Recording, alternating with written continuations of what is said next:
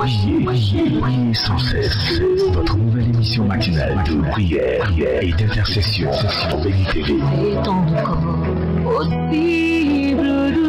Êtes-vous malade? Avez-vous un blocage quelconque? Votre vie est-elle menacée? Sentez-vous des oppressions? Et avez-vous d'autres sujets pour lesquels vous souhaiterez qu'on prie?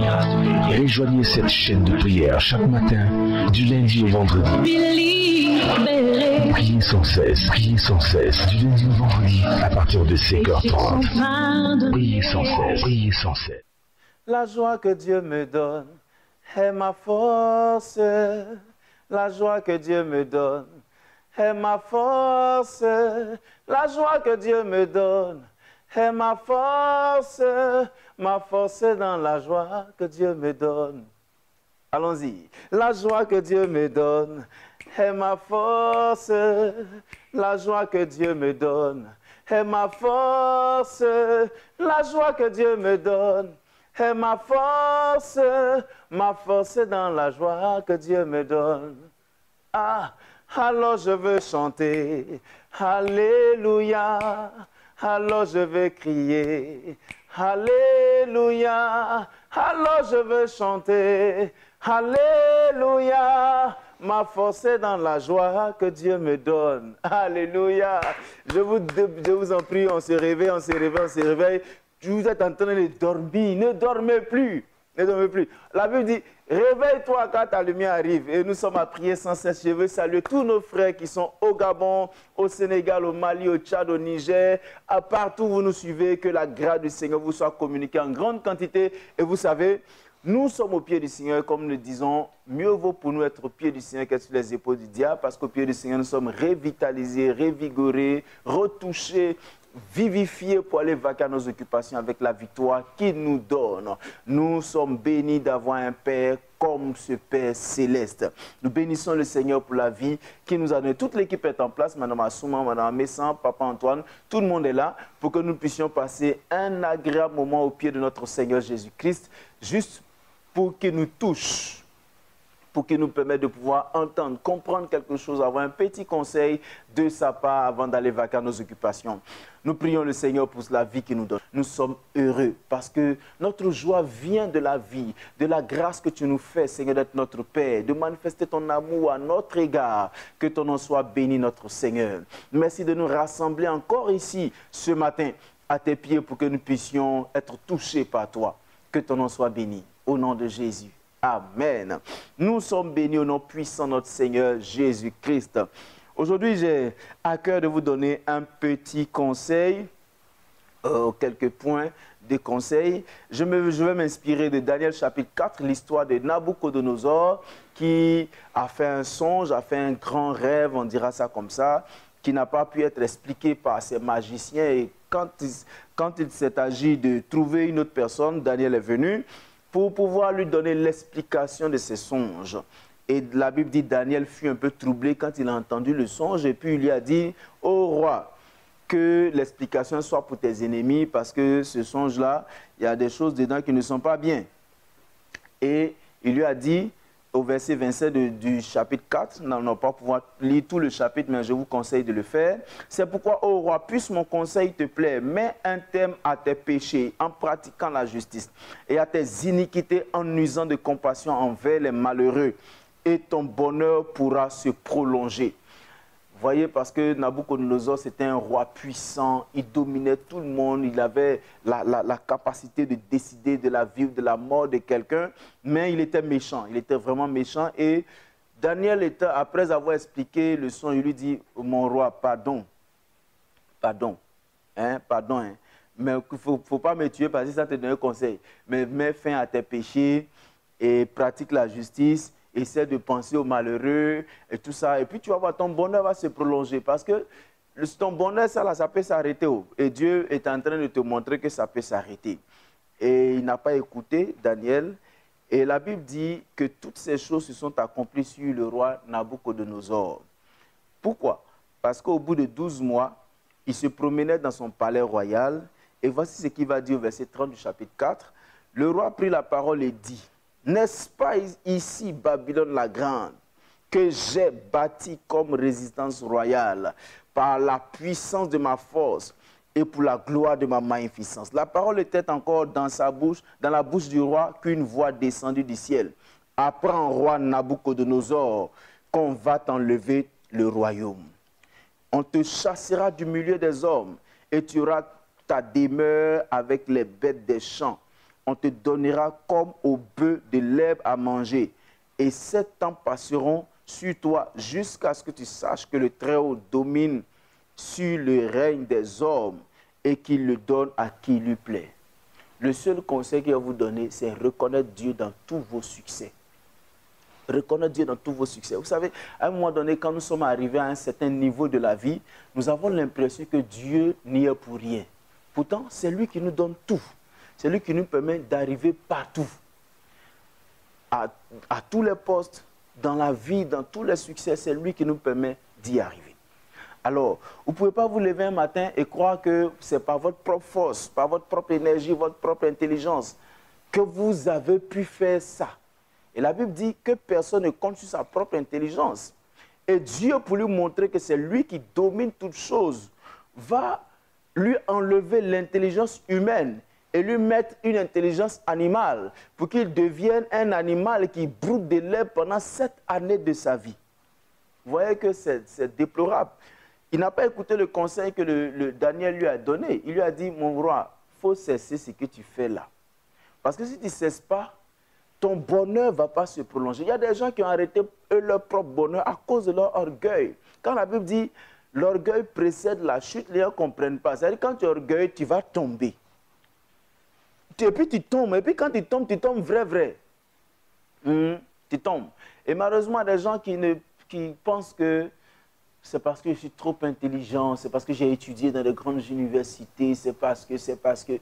Mais avant même que tu ne dises c'est parce que Dieu t'a donné la vie. Si tu n'avais pas cette vie qu'on ne peut acheter avec aucun bien, l'or ne peut remplacer la vie.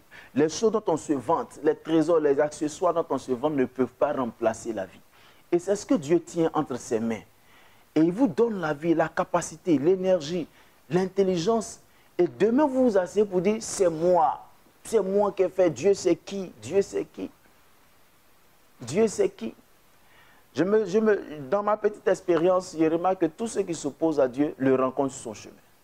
Dieu leur montre qu'il n'est pas leur camarade, comme on le dit en Côte d'Ivoire. Il n'est pas leur camarade. Il est le Père, il est le Créateur. Et quand quelqu'un veut s'opposer à Dieu, Dieu lui montre qu'il a une plus grosse poitrine. Et c'est ce qu'il a montré à Nabuchodonosor, qui est devenu comme un bœuf et qui a mangé des herbes et qui a été chassé de son trône. Et Dieu a dû, dans son histoire, ce qui est bien, c'est que Dieu voulait lui montrer que ce que tu es en train de faire là, pardon, il faut arrêter, il faut arrêter.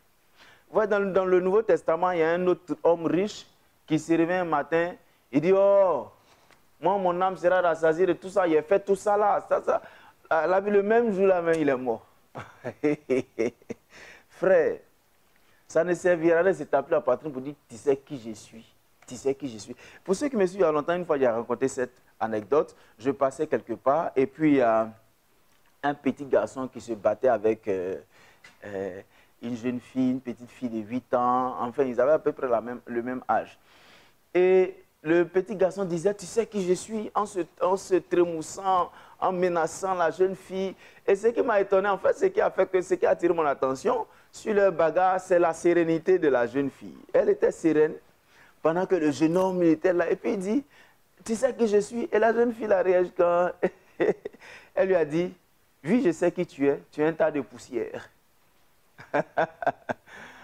Ah oui, nous sommes tous des tas de poussière. Et David a raison de dire, qui suis-je pour que tu aies les regards sur moi? Et la Bible dit, l'homme est comme une fleur qui se fane. À la tombée de la nuit, ça ne sert plus à rien. La seule chose qui peut garantir beaucoup de choses dans notre vie, la sérénité, la continuité de certaines bénédictions, c'est notre humilité. C'est reconnaître Dieu dans tout ce qu'on fait, dans tous nos pas, dans tout ce que nous faisons.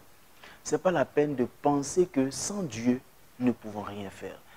Enfin, sans Dieu, nous pouvons tout faire. Mais sans Dieu, on ne peut rien faire. Et Jean le dit, je suis le tronc, vous êtes les branches. Aucune branche ne peut ni prospérer, ni porter du fruit si elle n'est connectée au tronc. Mais il y a des gens qui disent, non, moi je suis une branche indépendante. Mon frère, ce n'est pas parti politique. Si tu n'es pas connecté, tu vas te dessécher et tu seras jeté pour toujours. Vous comprenez? Alors, regardez ce qui va se passer. On n'a pas assez de temps pour de dire beaucoup de choses, mais au verset 34, la Bible dit, après le temps marqué, moi, Nabucodonosor, permettez-moi de dire Nabucodonosor, sinon ici c'est écrit Nebuchadnezzar. Je dis la version, son nom en version française courant. Je levai les yeux vers le ciel et la raison me revint. J'ai béni le Très-Haut. J'ai loué et glorifié celui qui vit éternellement. Tu vois. C'est-à-dire, il y a des gens même qui ne savent pas. Papa Antoine, il y a des gens, non, ils aiment la guerre. Dieu te dit, il faut faire doucement, tu vois, ton bonheur va se prolonger. Mais lui, il voulait expérimenter le malheur, on dirait, il voulait expérimenter le... Il y a des gens ils aiment le malheur. Mais quand il est revenu, il dit, j'ai loué et glorifié celui qui vit éternellement, celui dont la domination est une domination éternelle et dont le règne subsiste de génération en génération. Ah, c'est simplement ce que tu devais faire depuis. Et puis tu as passé 7 années de ta vie à brouter des herbes parce que tu ne voulais pas le reconnaître. Vous savez, il y a des gens qui traversent des moments difficiles, qui vivent des situations compliquées, tout simplement parce qu'ils ont défié Dieu quelquefois. Souvent, on se dit, mais comment avons-nous défié Dieu? Mais ton orgueil, ça te fatigue, ça t'empêche de voir la gloire de Dieu. Ça éloigne Dieu de toi. Et la Bible dit, la conséquence de l'orgueil, c'est la chute. C'est la chute. Et je pense que Dieu nous parle à nous tous. Abaissons nos cœurs.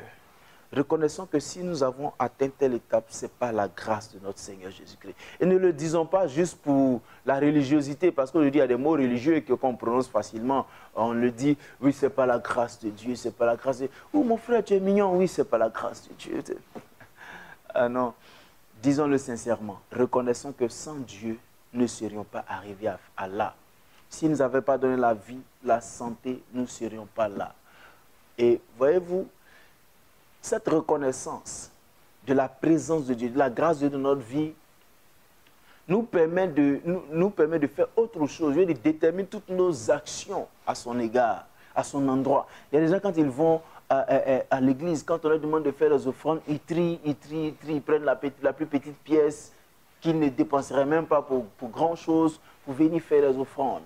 Il y a des gens qui donnent des billets assez déchirés, des pièces qu'on ne peut pas utiliser, parce que bon, ils s'en foutent quoi. Vous voyez, ce n'est pas quelqu'un d'important, parce qu'à une personne importante, on donne des choses importantes, des biens importants.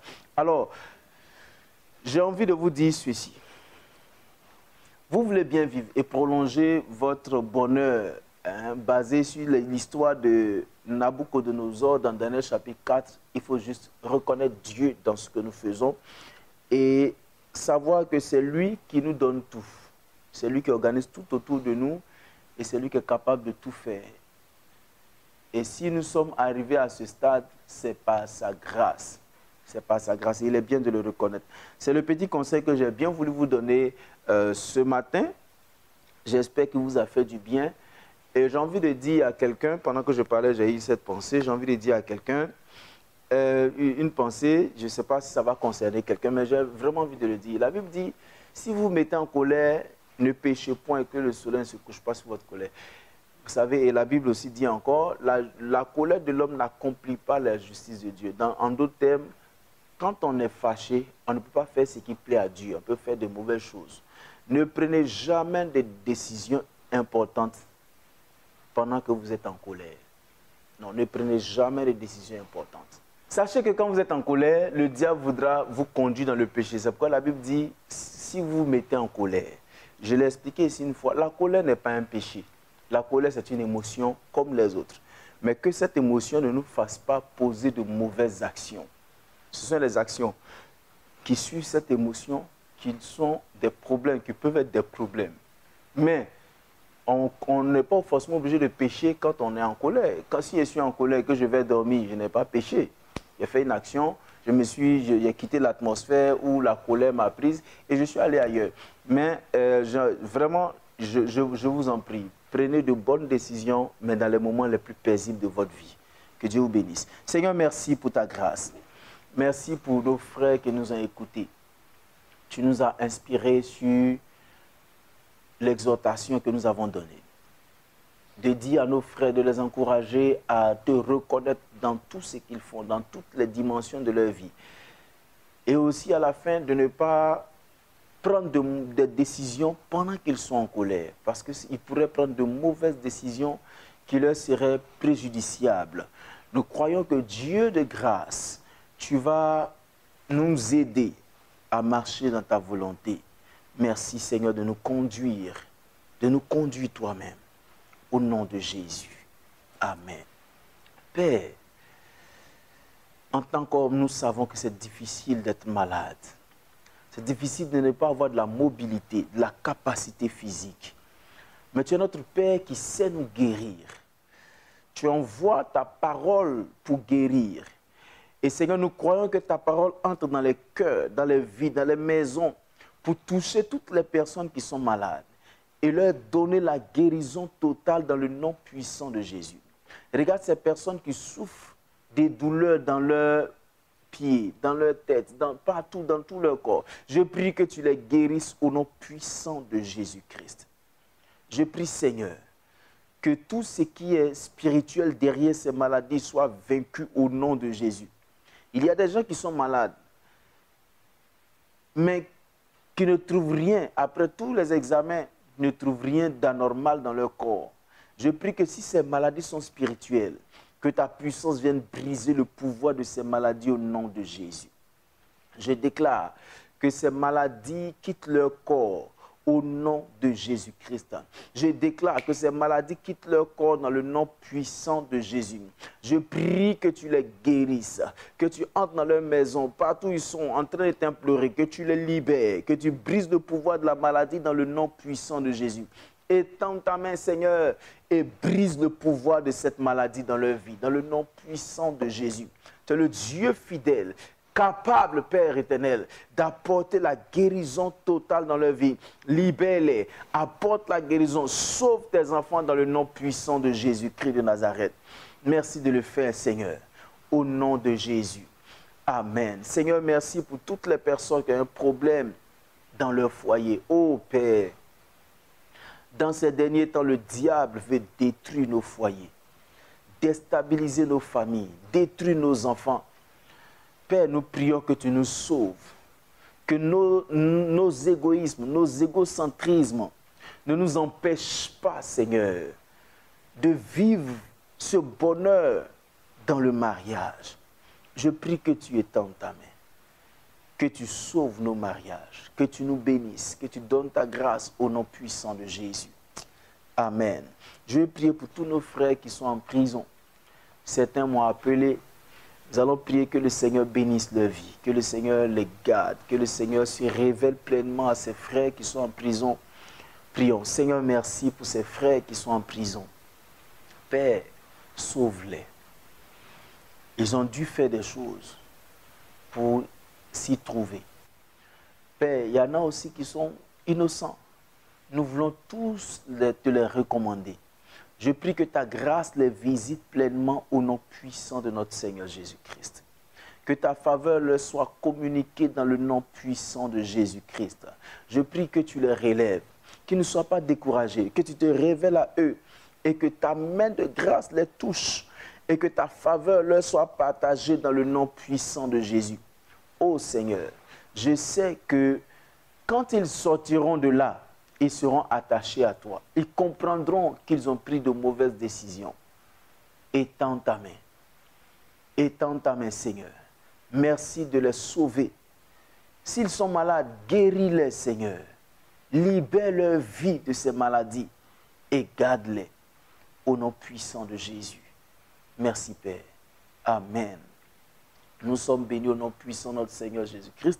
Nous allons prier pour nos frères qui font des entreprises. Aujourd'hui encore, il faut que le Seigneur bénisse les entreprises de nos frères en Christ, qui leur donne de grandes entreprises pour que nous puissions aller plus loin. Seigneur, merci pour nos frères qui font des entreprises. Je prie que tu leur donnes ta grâce. Je prie que tu leur donnes ta grâce, Seigneur. Dans le nom puissant de Jésus, je prie que ta faveur se manifeste dans leur vie. Dans le nom de Jésus, bénis leurs entreprises. Accorde-leur ta grâce, Père. Accorde-leur ta grâce. Dans le nom puissant de Jésus-Christ, accorde-leur ta grâce, éternel Dieu. Accorde-leur ta grâce. Seigneur, ouvre-leur des portes. Bénis-les, donne-leur de plus grands marchés, Seigneur. Donne-leur de plus grands marchés, éternel Dieu de vie. Et permets à tes enfants de posséder de la prospérité, Seigneur, pour l'avancement aussi de ton œuvre. Merci de le faire au nom de Jésus. Amen. J'ai une pensée particulière pour quelqu'un. J'ai vraiment envie de prier, ce n'était pas prévu, mais je vais prier pour une femme qui ne fait pas d'enfant. Je vais prier pour que le Seigneur te donne sa grâce, pour que le Seigneur te permet de pouvoir arriver, si c'est sa volonté, que tu aies des enfants. Seigneur, je prie que tu étendes ta main. Et regarde cette personne qui est dans son salon, dans sa chambre, Seigneur, en train de nous écouter sous l'écho de notre voix. Nous prions que tu lui apportes la guérison totale. Seigneur, étends ta main. Libère cette personne dans le nom de Jésus. Homme ou femme, je prie que tu libères cette personne de cette incapacité, Seigneur, d'enfanter, Père éternel. Je prie que ta grâce vienne totalement toucher, changer au nom puissant de Jésus-Christ. Étends ta main, éternel Dieu.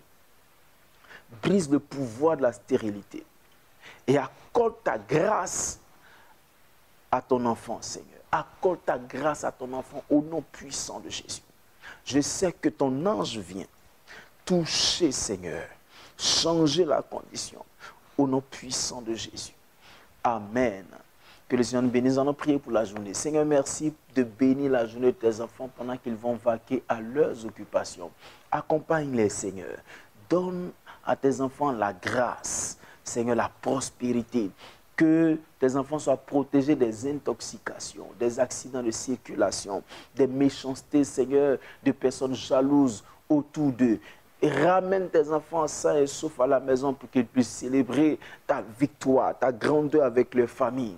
Merci, Seigneur, de le faire. Au nom puissant de Jésus. Amen. Que le Seigneur nous bénisse, que sa grâce vous soit communiquée en grande quantité.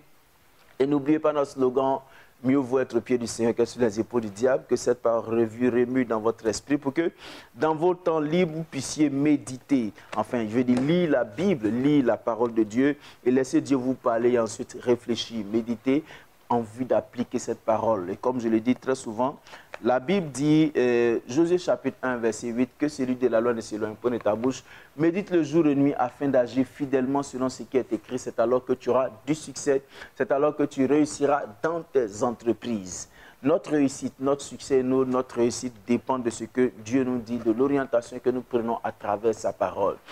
Vous voulez compris pour vous, voulez rester en contact avec nous, vous pouvez prendre nos numéros et adresses qui s'affichent sur votre écran, plus 225 07 78 37 52 78 ou encore vitianakwasi@yahoo.fr. Vous nous écrivez, nous serons là pour vous répondre à vos préoccupations. Je le répète, ne nous écrivez pas bonjour, nous aimons votre politesse et votre civilité, mais bonjour ne signifie rien pour nous. Écrivez votre nom, votre sujet de prière, parce que c'est ce qui nous intéresse. Que Dieu vous bénisse, que le Seigneur vous permet de garder le sourire et la foi. À bientôt.